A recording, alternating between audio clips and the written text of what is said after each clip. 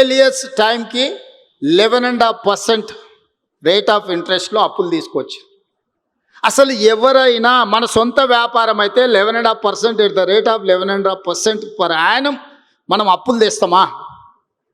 12 సంవత్సరాల పరిమితికి లోబడి 3 సంవత్సరాలు ఆల్రెడీ అయిపోయింది. ఇప్పుడు 9 ఏళ్ళల్లో నేను వచ్చిన 20 నెలల్లో 29,000 కోట్లు నేను అప్పు కట్టిన కాళేశ్వరానికి. కాళేశ్వరంలో ₹1 నేను ఖర్చు పెడితే నాకు 42 పైసలు రిటర్న్ వస్తుంది. BC ratio, cost benefit ratio చూస్తే ₹1 నేను విద్యుత్కు ఇతర ప్రాజెక్ట్ కాస్ట్కి క్యాపెక్స్ మీద నేను కట్టే ఇంట్రెస్ట్ లెక్కేస్తే ₹1 నేను పెట్టుబడి పెడితే నాకు 42 పైసలు వస్తుంది.